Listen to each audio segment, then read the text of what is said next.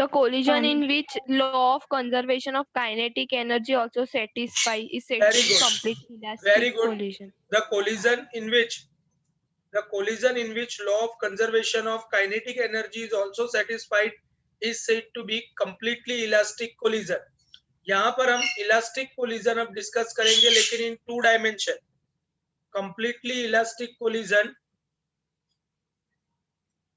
completely elastic collision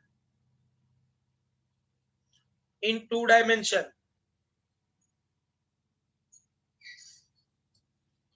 completely elastic collision in 2 dimension. तो देखो बच्चों, यहाँ पर इसको डिस्कस करने के लिए मैं 2 डायमेंशन में कोलिजन को करना है. 2 डायमेंशनल मतलब XY प्लेन के अंदर. 2 डायमेंशनल मतलब XY प्लेन के अंदर हमको इलास्टिक कोलिजन को डिस्कस करना है. इसलिए मैं यहाँ पर ऐसा कंसीडर कर लेता हूं कि कंसीडर करो कि ये y एक्सिस है और कंसीडर करो कि ये x एक्सिस है. फिर मैं इससे रिलेटेड 1-2 न्यूमेरिकल्स भी आपको सॉल्व कराऊंगा, इससे आपको पता चलेगा कि एग्जैक्टली कंप्लीटली इलास्टिक कोलिजन में कैसे न्यूमेरिकल्स पूछे जाते हैं.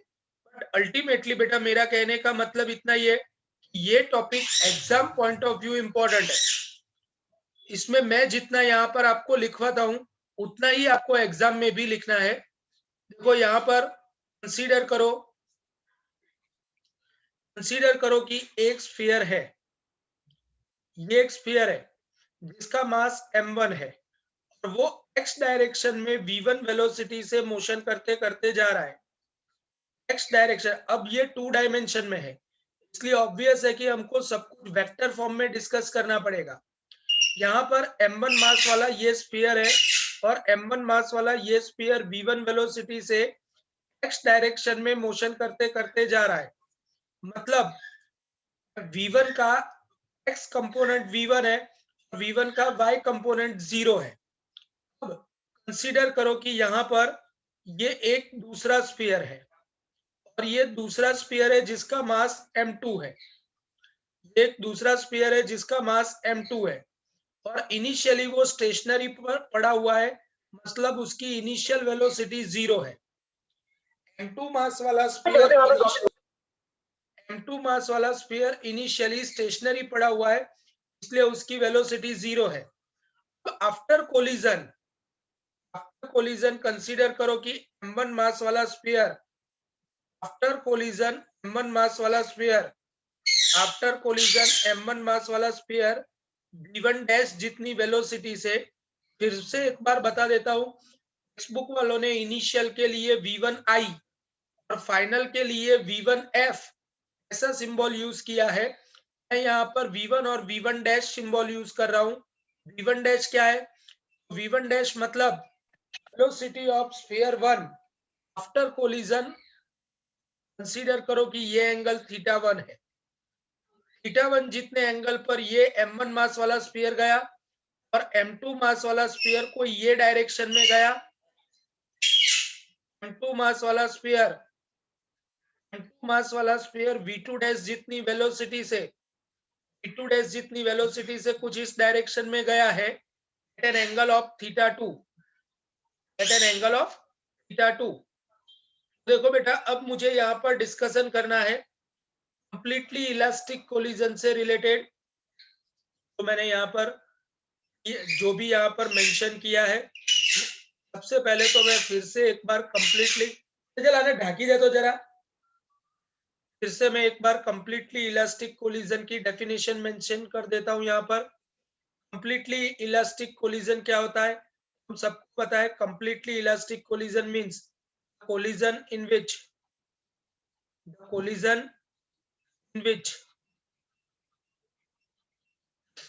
law of conservation of kinetic energy is also satisfies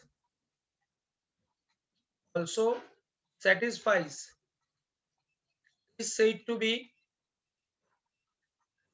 to be completely elastic collision. इसका मतलब तो ये हुआ कंप्लीटली इलास्टिक कोलिजन में हमको ये पता है कि of conservation of kinetic energy भी सेटिस्फाई होता है। अगर law of conservation of kinetic energy satisfy हो रहा है, बेटा मेरी बात यहाँ पर ध्यान से समझने के लिए ट्राई करना। सबसे पहले तो यहाँ पर M1 और M2 क्या है, यहाँ पर M1 and M2 are M1 and M2 are mass of spheres. M1 and M2 are said to be mass of spheres. यहाँ पर V1 हाँ बोला है, आवाज है अंदर, अरे आपने अंदर बोला बहुत। तो यहाँ पर V1 एंड V2 क्या है, कोई रिलेटिव आए, जरा 5 मिनट के लिए पॉज करता हूँ, आप लोग जरा आगे का एक बार ऐसा है तो रिवाइज कर लो। लिंक वही रहेगी, मैं चालू ही रखता हूँ, बंद नहीं कर रहा हूँ। आओ विरल भाई, आओ आओ ना, आओ, घबराओ, अंदर आओ तो।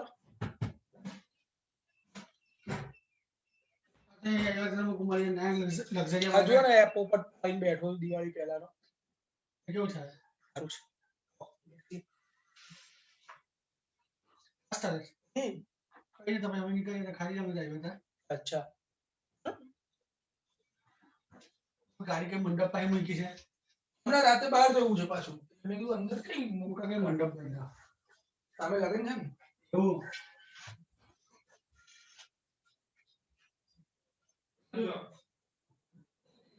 એબીસી એ થઈ જાય ના હા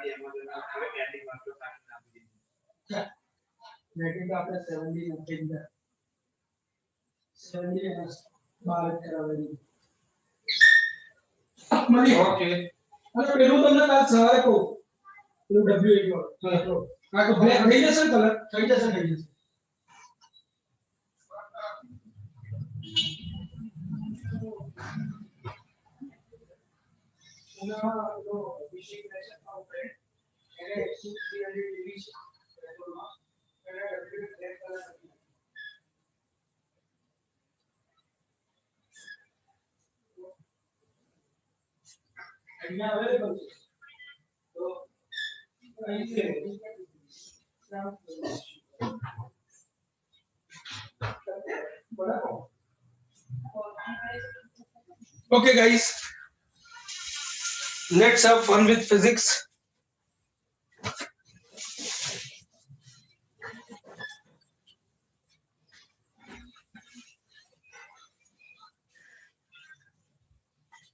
हेलो प्रियांशी, तो यहाँ पर M1 एंड M2 क्या है? यहाँ पर M1 and M2 are masses of spheres है.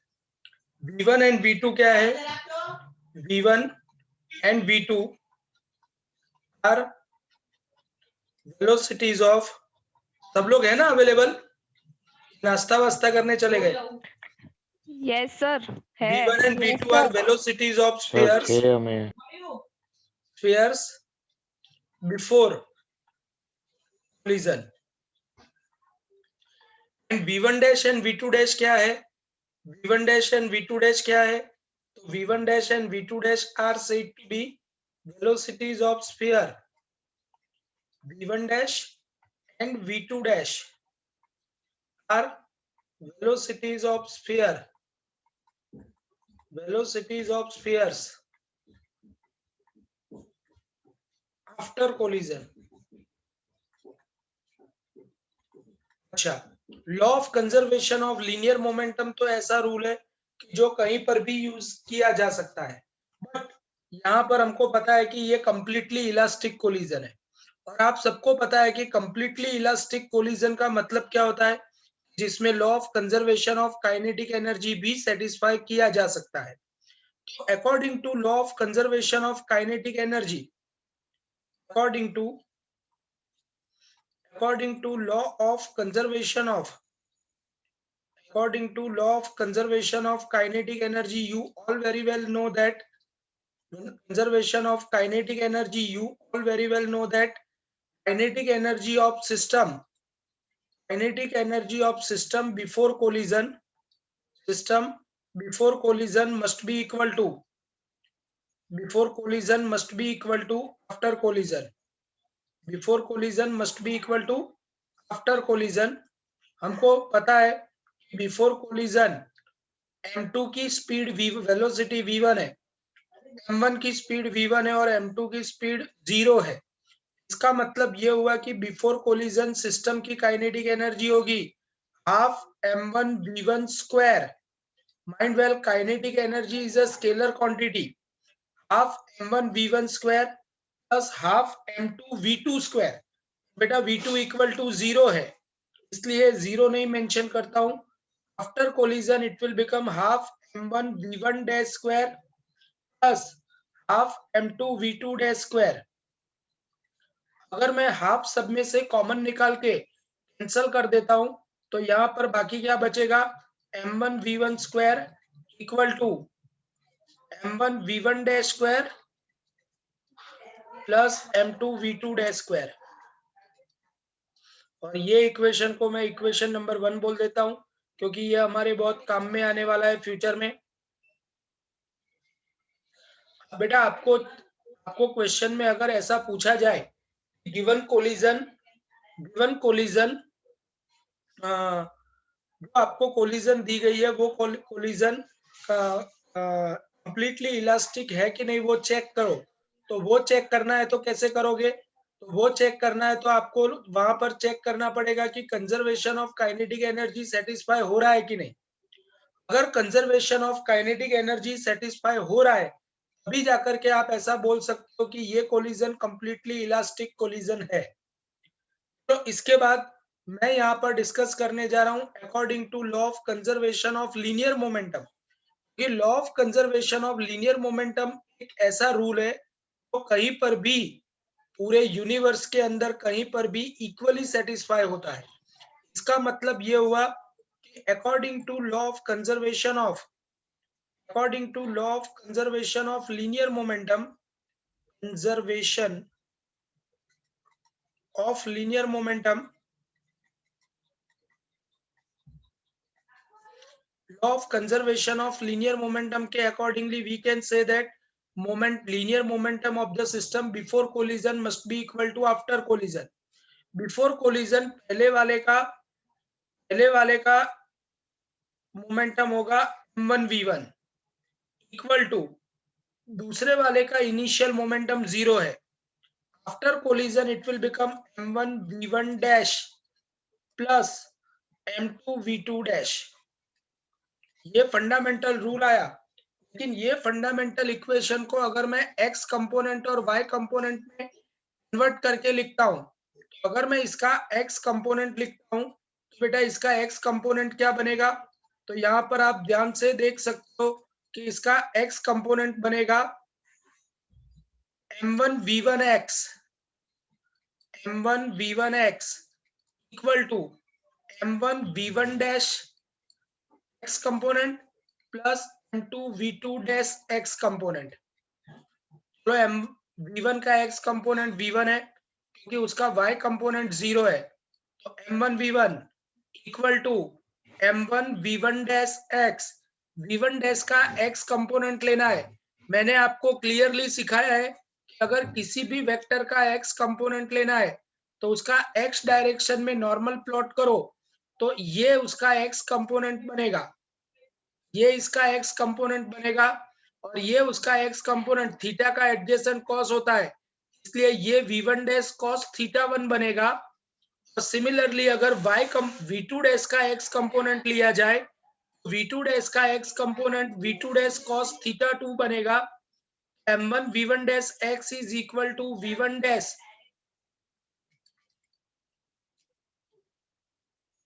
m1 x component is equal to v1 dash cos theta 1 plus m2 v2 dash cos theta 2।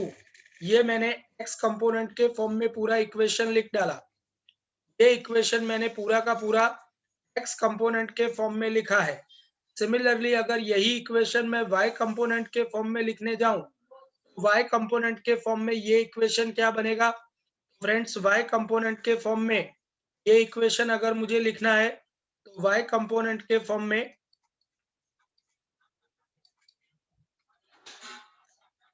m1 v1y, v1 का y कंपोनेंट 0 है क्योंकि वो exactly horizontal direction में motion कर रहा है, equal to v1 dash का y कंपोनेंट, तो v1 डैश का y कंपोनेंट वर्टिकली अपवर्ड होगा, v1 डैश का y कंपोनेंट वर्टिकली अपवर्ड होगा,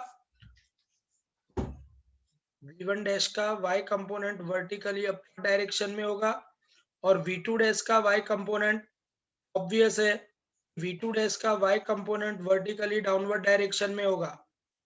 समझ में आ रहा है सबको? तो इसका मतलब ये Yes, हुआ sir. इसका मतलब ये हुआ कि m1 v1 dash y is equal to m1 v1 dash sine theta 1 minus, क्योंकि देखो v2 डैश का y कंपोनेंट नीचे की तरफ है, m2 v2 dash sine theta 2।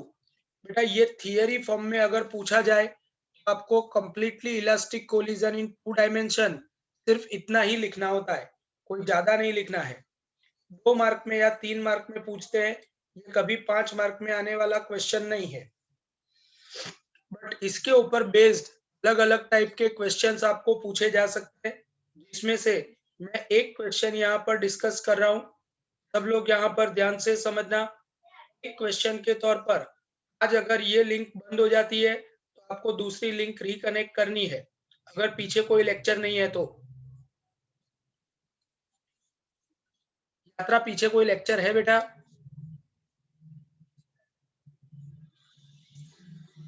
No sir, नहीं है। नहीं है ना, ओके। तो देखो यहाँ पर बेटा मैंने डिस्कशन किया, जैसे हमको क्वेश्चन में ऐसा बोला गया है, पूरा का पूरा डायग्राम सब कुछ सेम, बट न्यूमेरिकल के अंदर हमको क्वेश्चन में ऐसा बोला गया है कि हमको दोनों का मास सेम है लेना है। न्यूमेरिकल नंबर 1 में हमको क्वेश्चन में ऐसा बोला गया है कि in case of completely elastic collision, in case of completely elastic collision,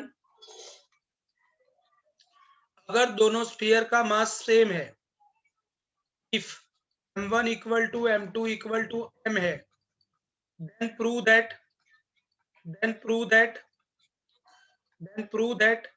after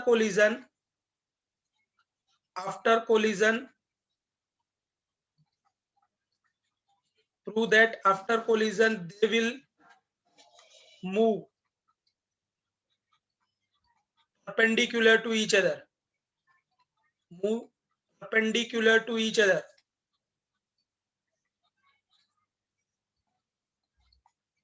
अगर ये बात यहाँ पर ध्यान से समझना, अगर दोनों स्फीयर का मास अगर हम सेम लेते हैं ना, तो मुझे ऐसा प्रूव करना है कि v1 डैश और v2 डैश के बीच का एंगल 90 डिग्री होता है।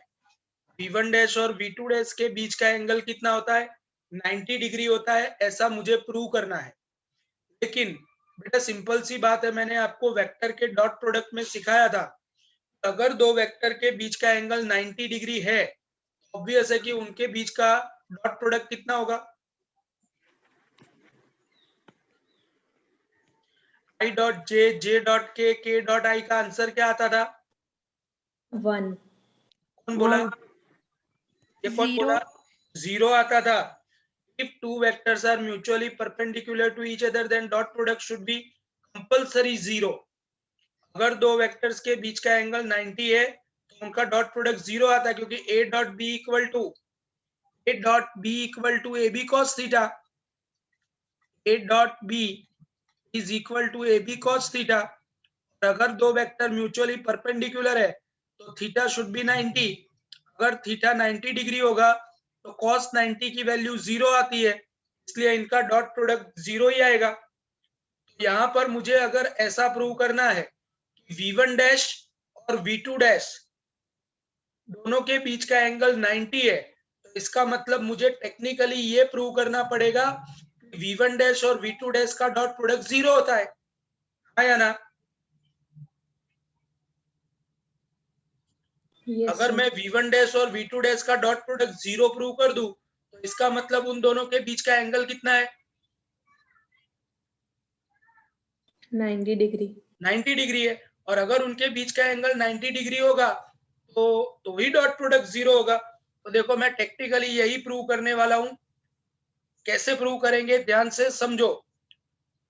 हमको क्वेश्चन में ऐसा बोला गया है कि कंप्लीटली इलास्टिक कोलिजन है, और कंप्लीटली इलास्टिक कोलिजन है, इसका मतलब ये हुआ for completely elastic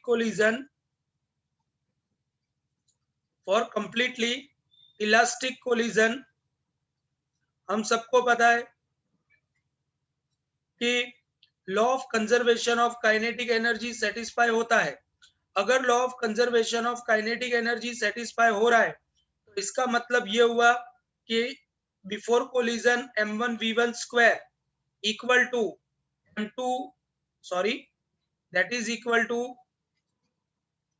m1 v1 dash square plus m2 v2 dash square. लेकिन न्यूमेरिकल में क्लियरली बोला हुआ है कि m1 equal to m2 equal to m है। अकॉर्डिंग टू गिवन डेटा दोनों स्फीयर का मास सेम है। अकॉर्डिंग टू गिवन डेटा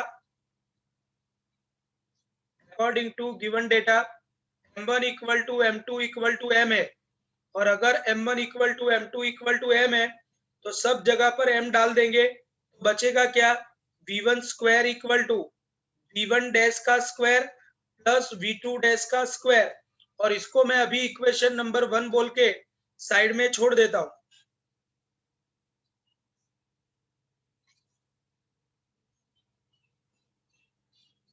अच्छा, अब मेरी बात यहां पर ध्यान से समझो बेटा। हमको पता है कि law of conservation of linear momentum तो कहीं पर भी फॉलो किया जा सकता है। तो according to law of conservation of linear momentum, but आपको ये तो पता है ना, मैंने आपको डॉट प्रोडक्ट में सिखाया था कि A dot A is equal to A और ए के बीच का एंगल तो 0 होता है। इसका मतलब A dot A equal to A square. ये मैंने आपको डॉट प्रोडक्ट में सिखाया था, A dot A equal to A square. इसी तरीके से यहां पर मैं इसी इक्वेशन की हेल्प लेने वाला हूं। according to law of conservation of linear momentum,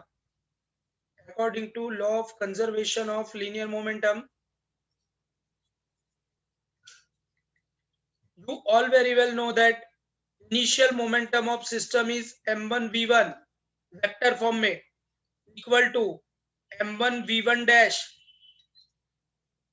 plus m2 v2 dash.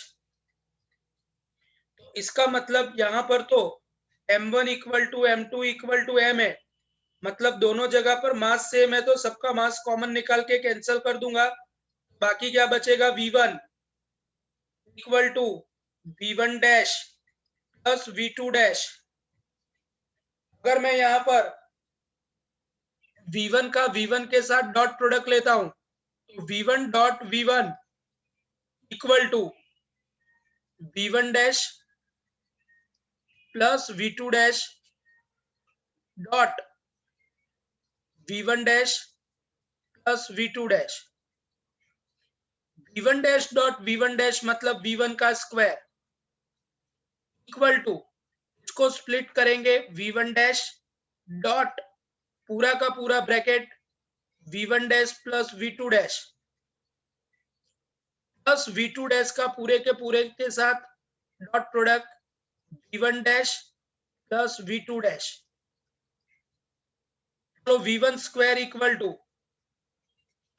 v1 dash dot v1 dash मतलब v1 डैश का square plus v1 dash dot v2 dash plus v2 dash dot v1 dash plus v2 dash का square.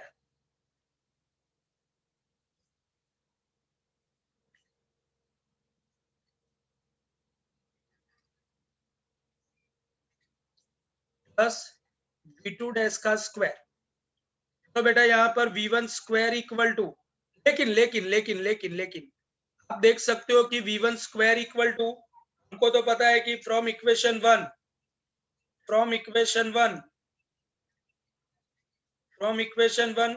v1 square equal to क्या है, तो v1 square is equal to v1 dash का square plus v2 dash का square equal to सामने की तरफ v1 dash का स्क्वायर, बस इसको पहले लिखता हूं, टाइम कम है इसलिए v2 डैश का square plus twice v1 dash dot v2 dash.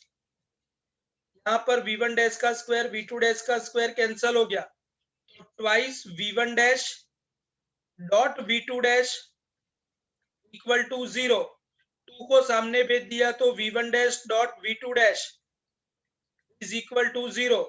अगर v1 dash dot v2 dash 0 है, इसका मतलब ये हुआ कि v1 dash and v2 dash compulsory पर एक दूसरे को परपेंडिकुलर होंगे। समझ में आया? Yes, sir. ओके, यहाँ पर लेक्चर मैं बंद करता हूँ, नेक्स्ट लिंक भेज देता हूँ with in 5 minutes. Okay, sir.